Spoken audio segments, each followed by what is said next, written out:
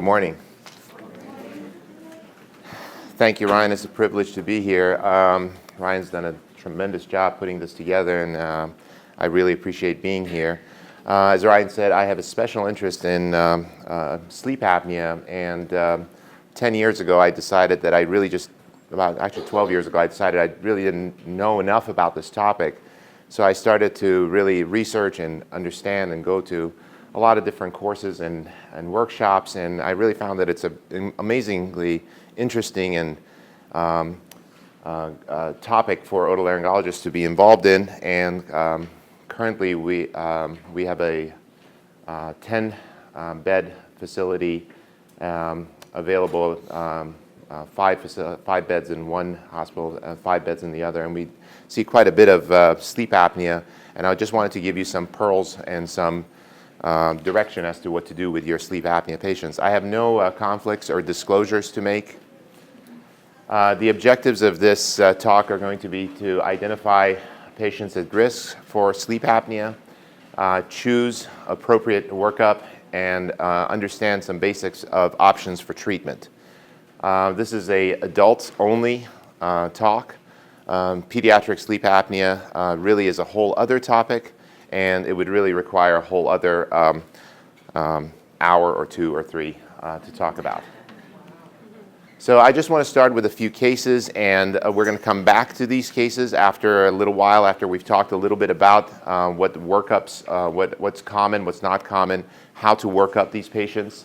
So this is a very typical patient that I would see in my office. It would be a 54-year-old man brought in by his wife for snoring, and he denies there's anything wrong with him. And he's clearly overweight, he is hypertensive, and he has a very thick neck, ex-football player. Here's another very typical referral that I would get. Be a 32-year-old female who just can't go to sleep, gets non-refreshing sleep. She's thin. She is otherwise healthy. Another one would be an 80-year-old man with progressive problems with memory and increasing somnolence. He's on multiple cardiac meds, and he's not a very good historian, so he can't really tell you much about his cardiac history. His physical exam is generally benign. So just keep these 3 patients in mind, and then we'll circle back to talk about it a little bit more. So common sleep disorders, we're going to ignore the most common sleep disorder in the United States, which is chronic sleep deprivation. Affects somewhere between 30 to 50% of the adult population, and it is responsible for a great deal of problems that we face with our truck drivers, other types of people who are in security situations. Insomnias are a very common organic sleep disorder, limb movement disorders, parasomnias, but we're really just going to concentrate on sleep-related breathing disorders.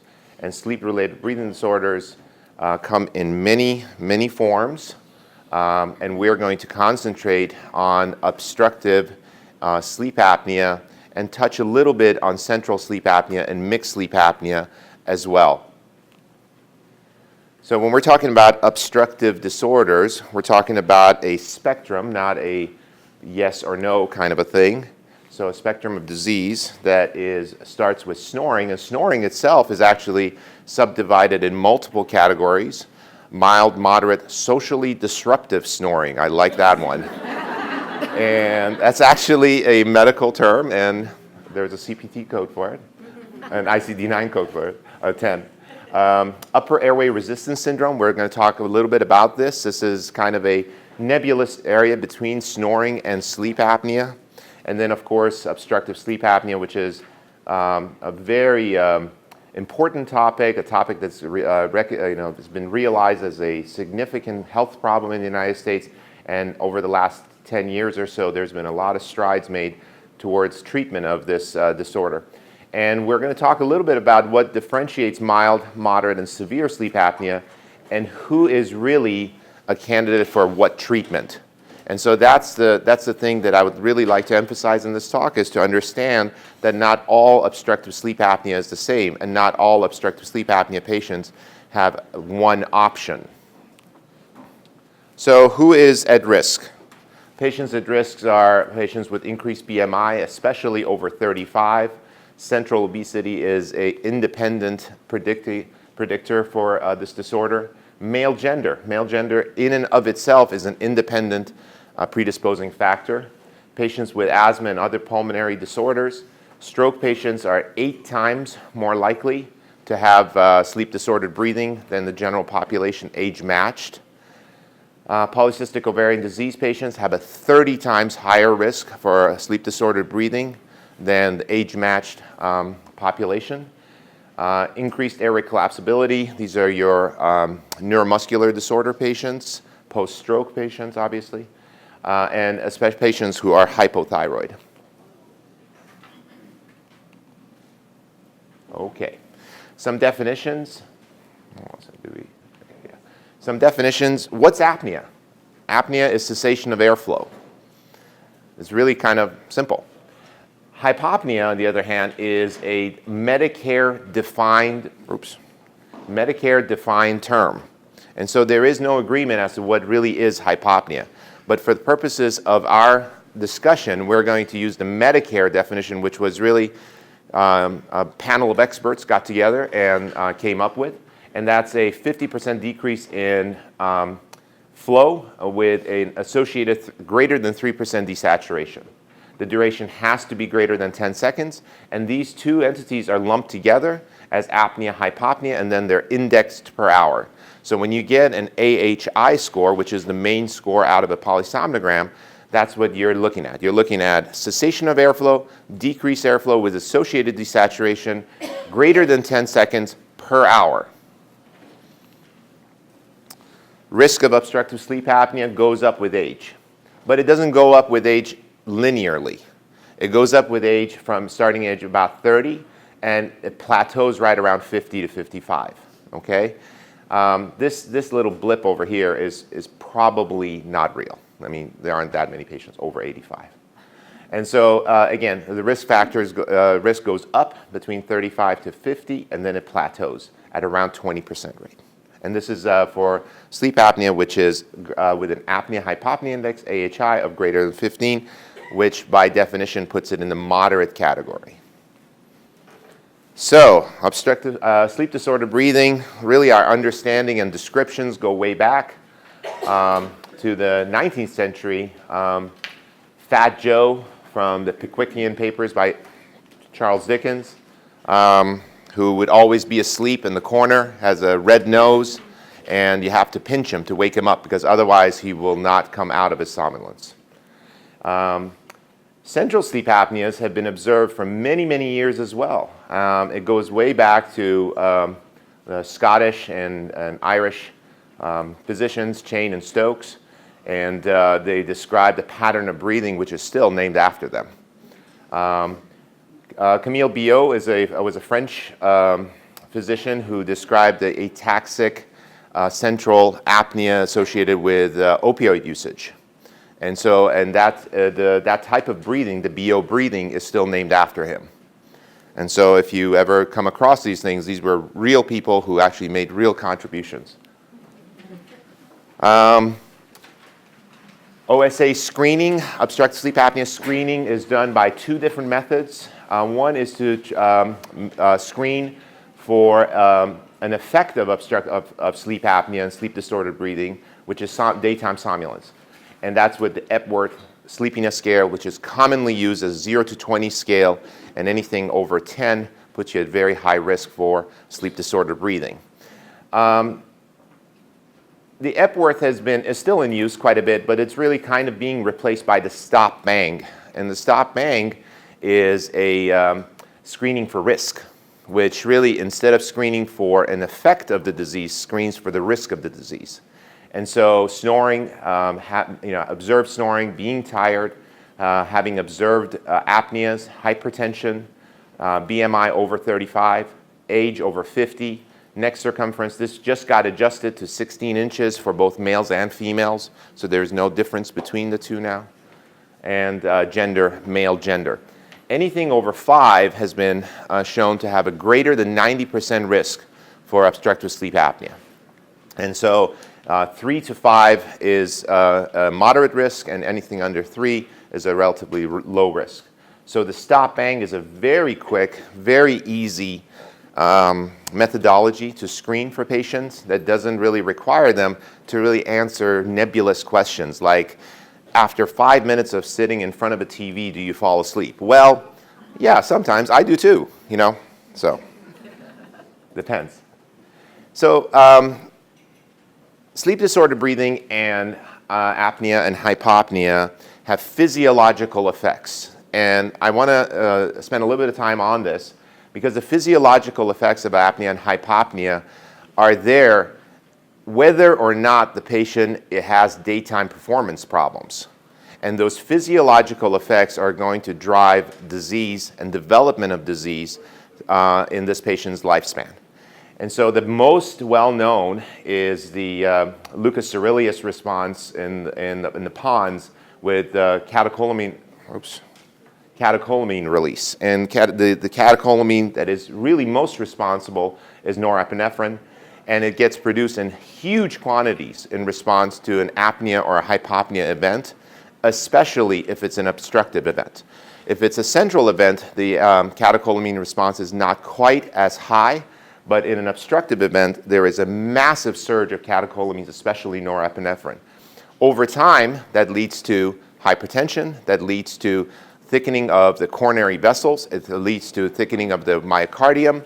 It can have significant physiological effect on the person, despite whether or not they have daytime performance problems. Other hormones, leptin. Leptin is produced by the adipose tissue in the body, and its production is suppressed by apnea and hypopnea. The higher, and it's a dose response kind of a thing. The higher the apnea-hypopnea index, the less leptin you make. Well, leptin is the signal to the body to stop eating. And so without leptin, it's very difficult to control your appetite and lose weight. So the higher the BMI, the more risk you have of obstructive sleep apnea, the more weight you end up gaining. Ghrelin is produced in the gastrointestinal tract, and it's responsible for increased appetite, especially for carbohydrate-rich foods. And morning cortisol levels have been studied in patients with obstructive sleep apnea, and they are definitely elevated, as is insulin resistance. The nebulous thing that we wanted to talk about, which was the upper airway resistance syndrome, is really a disease of respiratory effort-related arousals. And these are arousals associated with respiration that don't quite have the effect that you want to see to score them as an apnea or a hypopnea. So there may be a slight decrease in respiratory flow. There may be a slight decrease or none in saturation, but they're associated with arousals. The effects of these types of events are definitely been correlated with daytime performance, but their physiological activity is really undetermined, which is why Medicare does not recognize the RDI, Respiratory Distress Index, as a valid measure of sleep disordered breathing, because the RDI is apnea-hypopnea index plus the respiratory effort-related arousals. And so if you have, and you'll get sleep reports that oftentimes talk about the RDI is important to know for daytime performance, but if you're going to depend on the RDI to put that patient on treatment, just be aware that Medicare and most insurance companies don't recognize it as a valid measure. Airway anatomy, really, there are two areas in the upper airway that are highly susceptible to blockage and obstruction, and those are the narrowest areas, and that's the retropalatal airspace, which is also known as the velopharyngeal airspace, and the retroglossal, which is also known as the glossopharyngeal airspace. And these two areas are really the main areas of obstruction in most patients. So what happens at night, or why do patients obstruct? So basically, a couple of things happen. During sleep, there is a relative atonia, which then affects the genioglossus muscle, which then does not pull the tongue more forward or anterior anymore. And there's a decreased amount of activity of the diaphragm and intercostals to generate rigidity to the airway. And also with the patient being in the supine position, these three things combine to cause obstruction. And obviously, the more weight you have and the more narrow that airway is, the more risk the patient is at. Here's an important slide in that there are mixed areas of obstruction on almost all patients. So if we actually looked at where does a single patient obstruct, nearly 100% of patients obstruct at the level of the velar pharynx, at the level of the soft palate. But people had done surgery for years and years on the palate and on the velar pharynx with relatively low success rates. Well, the reason for that is because a lot of patients also obstruct a little bit further distal in the area of the retroglossal area. Oops.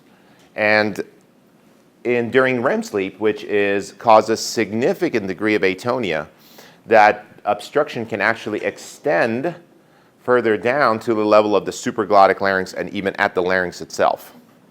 And so patients can have multiple areas of obstruction, and that's why a lot of surgeries in these patients have to be multimodal, and that's why a single surgery oftentimes doesn't work. So how do we study these patients? We study these patients with a polysomnogram, a PSG. A polysomnogram are multiple studies that are lumped together.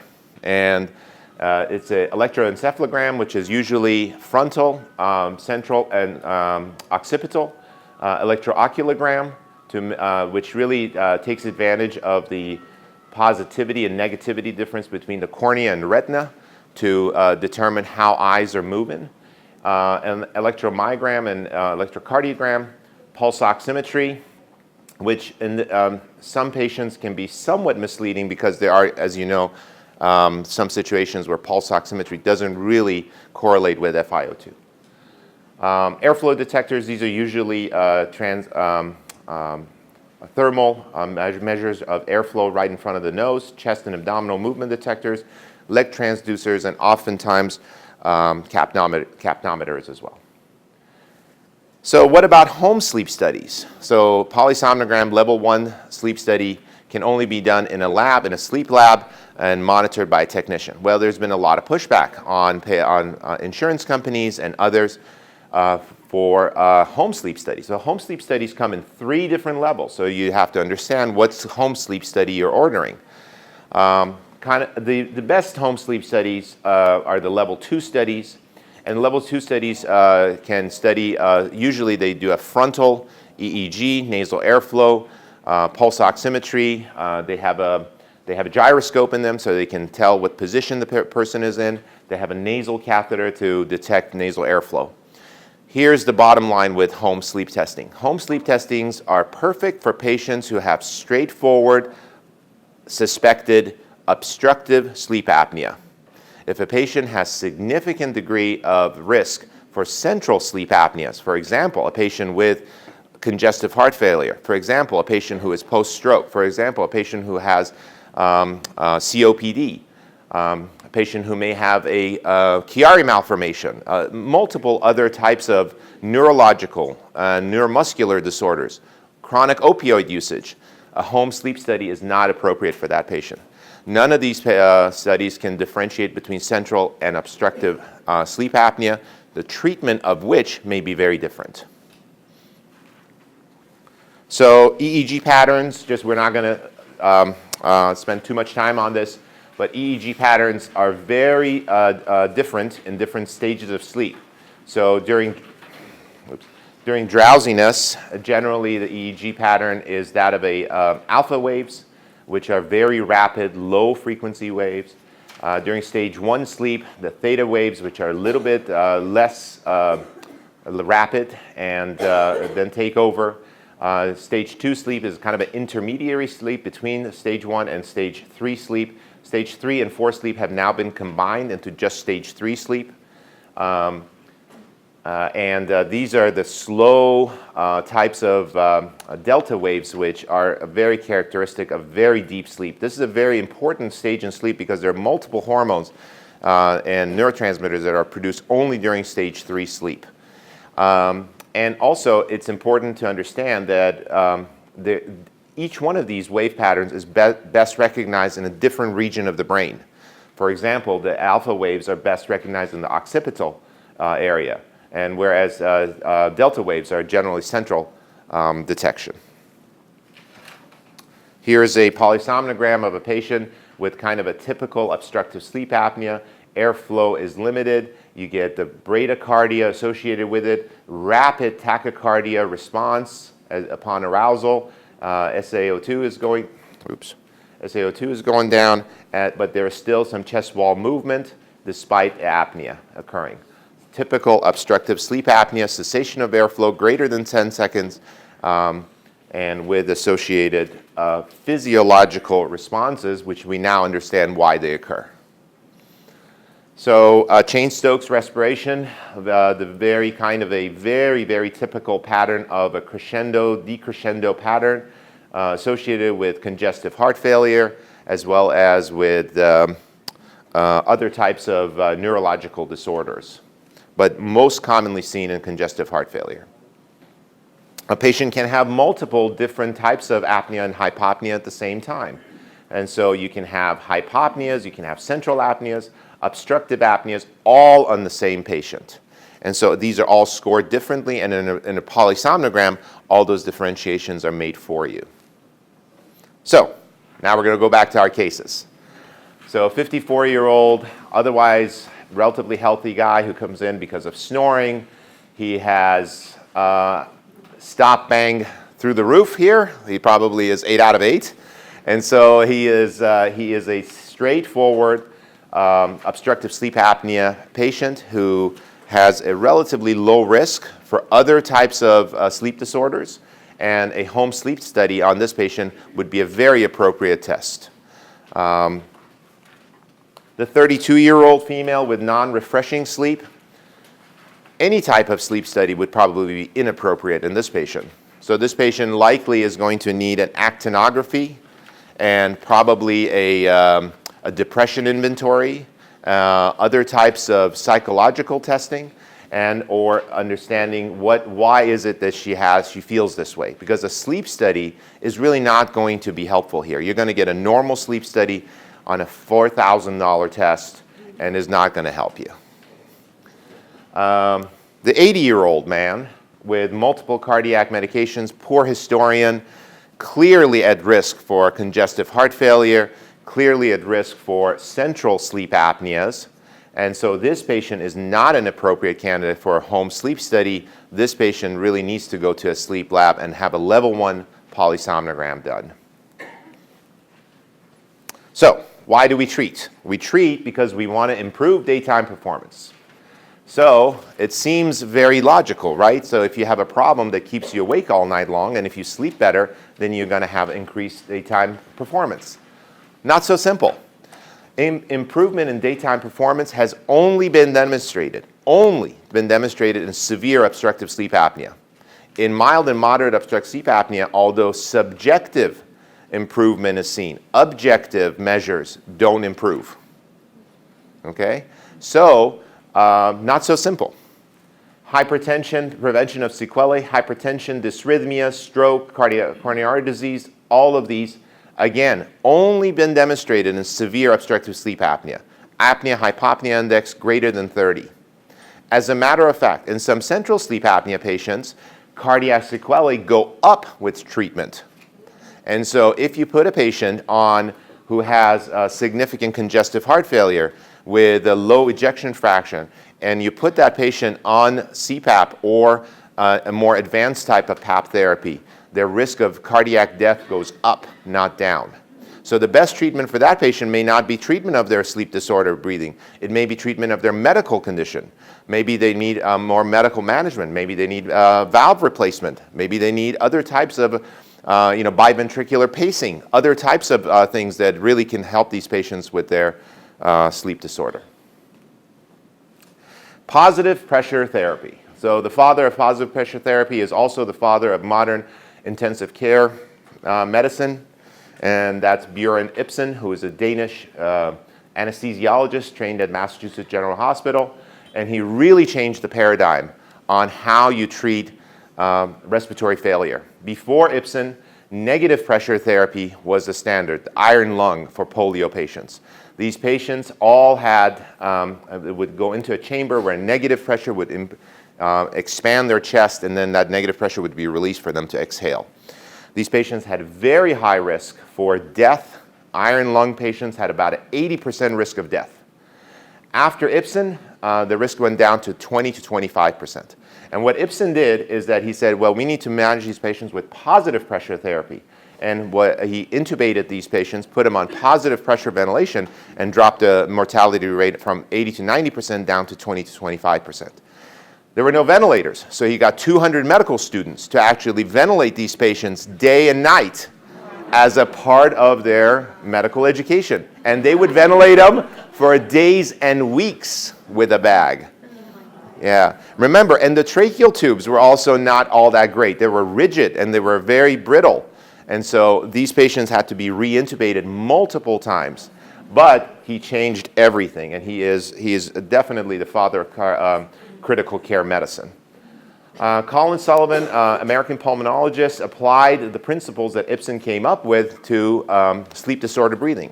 And he was the pioneer in treatment of positive pressure therapy for obstructive breathing during sleep disordered breathing. So, what is CPAP? What is PAP? Well, PAP comes in many forms, but it's basically a pneumatic splint. It's a pneumatic splint to keep the airway open and keep air moving, and that's it. So it can be air, it can be oxygen, it can be a combination of air and oxygen, but it's all it is a pneumatic splint. It comes in continuous positive airway pressure therapy, bi-level PAP, APAP, which is automated, or auto PAP. These devices are very, very helpful in patients who get a home sleep study done and they don't have CPAP titration studies associated with them.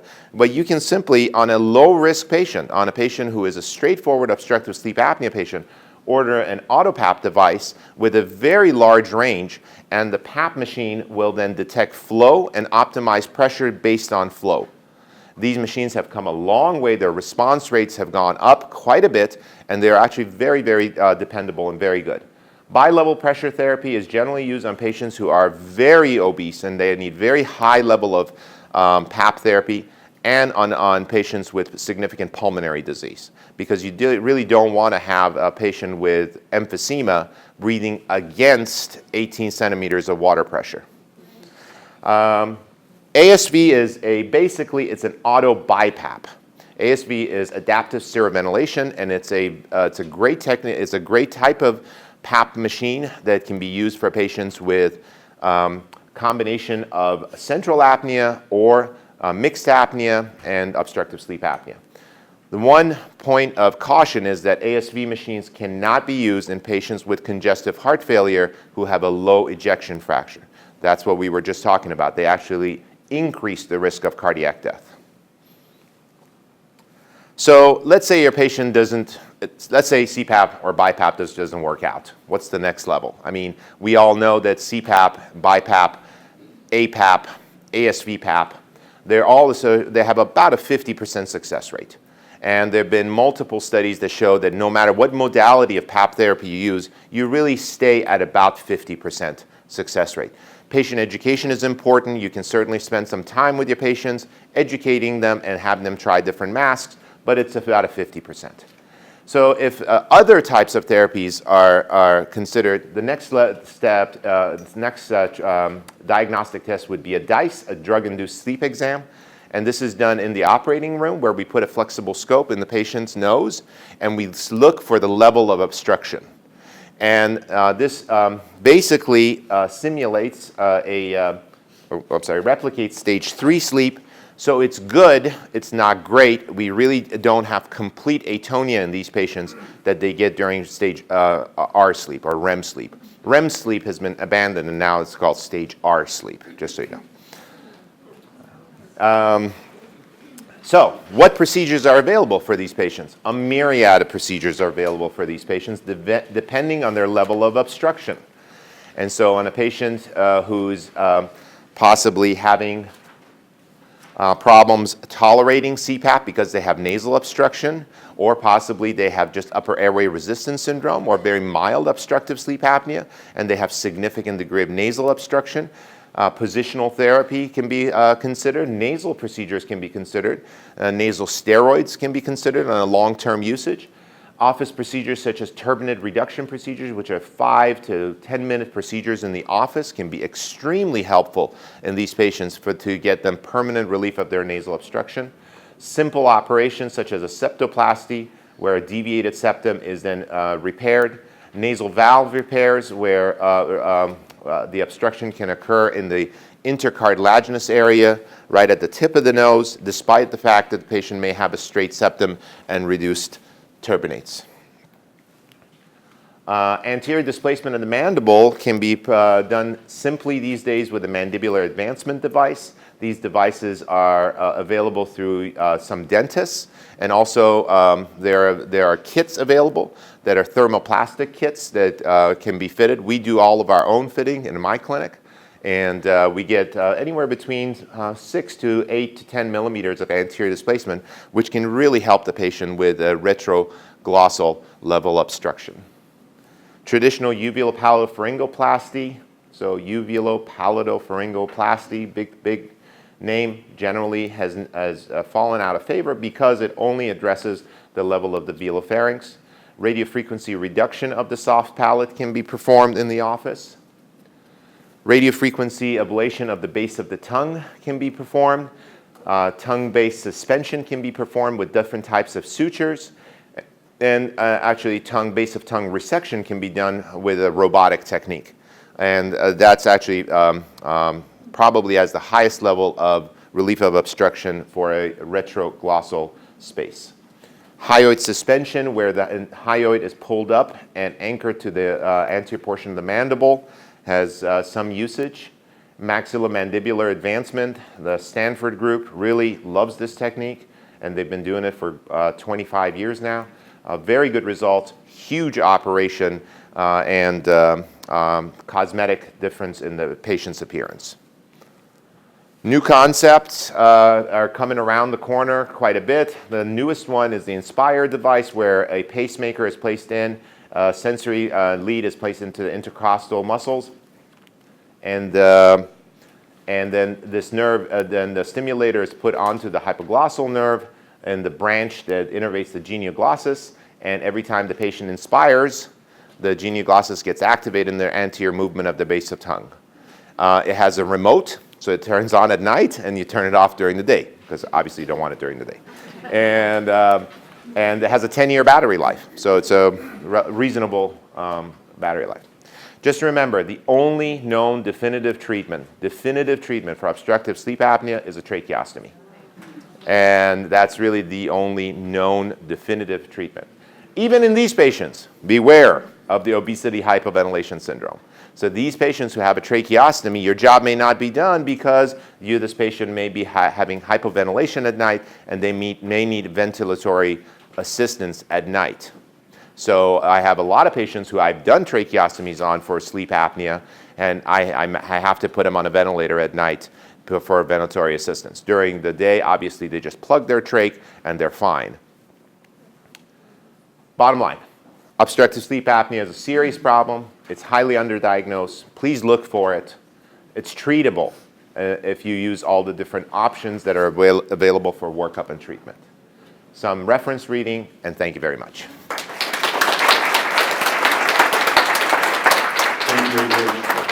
Thank you. We've got time for a couple of questions. I'm going to get the next speaker slides up. Yes, ma'am. Sure.